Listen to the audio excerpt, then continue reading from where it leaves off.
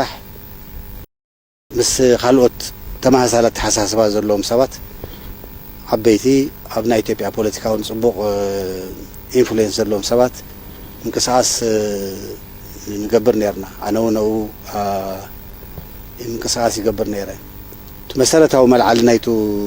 ናይቱ ተኣሽሙ ናይቲ እንቅስቃስ እቲ ህዝብ ዘሎ ሕብረ ብሔራዊ ፌደራሊዝም መሰረት ዝገበረ ህገ መንግስቲ ይከበር ካብዚ ወፃእ ዘሎ ፖለቲካዊ ጸገማት ድማ ብዘተ ብሚይጥ ብዳያሎግ ክፍትሑ ኣለዎም ዝብል እዋም ሒዝና ኢና ንቀሳቀስ ነርና ኣብዚ ምንቅስቃስ እዚ ናብ ትግራይ መጽኤ ኣብ ዘቕርበሉ እዋን ብዙሕ ተቃውሞ ኣይረአን ነይረ ድጋፍ ነይሩ ኣብ አዲስ አበባ ግን ኣብ አብይ አሕመድ ምስ አብይ አሕመድ ሓደ ሰለስተ ግዜ ተራኺብና ኢና ኣብዚ ጉዳያትን ኣብ ካልኦት ጉዳያትን ሻዋን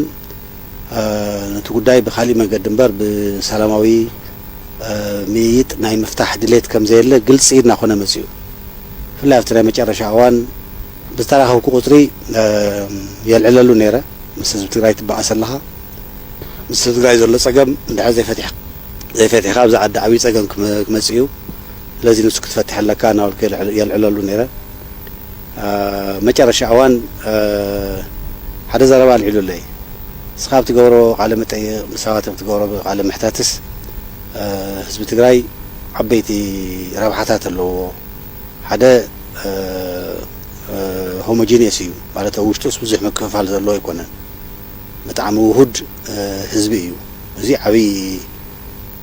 ዓቕሚ እዩ ካልኣይ ህዝቢ ትግራይ ፖለቲካዊ ኮሚኒቲ ክበሃል ዝኽእል እዩ ንጉዳያት ሰብ ነጊርዎ ወይ ካብ ፓርቲታት ገለ ሰሚዑ ዘይኮነስ ፖለቲካዊ ዝኾነ መንገዲ እናረኣየ ኣብ ናይ ባዕሉ መደምደምታት ዝበፅሕ ህዝቢ እዩ ሳልሳይ ብጣዕሚ ዓሚቕ ዝኾነ ወታደራዊ ትራዲሽን ኣለዎ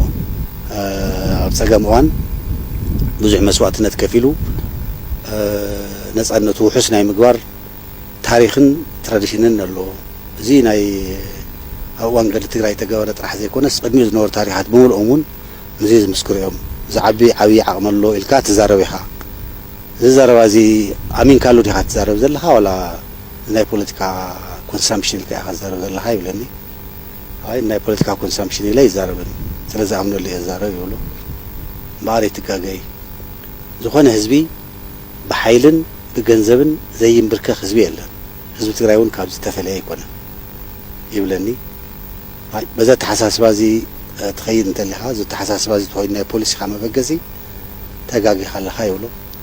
መጨረሻ ድማ ብዛዕባ ህዝቢ ትግራይ ድቃስ ኢንካ ይትሕደር ብዝፍትሐሉ መንገዲ ክንፈትሖ ኢና ብዙሕ ድቃስ ዘስጥነካ ነገር የለን ይብለኒ ኣብዚ ግዜ እዚ እቲ ጉዳይ ኣንፈቱ ናበይ ወገን ይኸይድ ከም ዘሎ ብጣዕሚ ግልጽ እናኾነ ይኸይድ ኣብዚ ማእኸል ያው ናይ ኦሮሚያ አርቲስት ሃጫሉ መቕተልቲ ይመጽእ ኣብ ኢትዮጵያ ዝነበረ ፖለቲካ ድማ ብሰላም ንኽመጽእ ዝግበር ምንቅስቃስ ዘሎ ዕድል እናፀበበ ብሓይሊ ናይ ምፍታሕ ዕድል እናበርትዐ ዝኸደሉ ኩነታት ብጣዕሚ ግልጽ እናኾነ ይመጽእ ካብዚ ጊዜ እዚ እንድሓር ያው ኢሳያስ እንደሚታወቀው ራሳቸውን የጠሉ ሰው እብዶችን በመሰብሰብ ቁጥር አንድ ነው። ራሱን የጠላ ማንነቱን የጠላ እብድ በሙሉ የሚሰበሰበው ኤርትራ ውስጥ ነው። ምክንያቱም የኤርትራ አመራሮች የኤርትራ ኦሪጂናል ማንነትን ጠልተው አገር በማፍረስ ሂደት ላይ ያሉ ኦልሞስት አፍርሰው ይጨርሱ ናቸው። ስለዚህ እነዚህ በማንነታቸውን የጠሉ ሰዎች አገር በማፍረስ ይጠቅሙናል ብለው የሚያስቧቸውን በሙሉ ይችን አገር እንዲያፈርሱ ይሰበስቧቸዋል።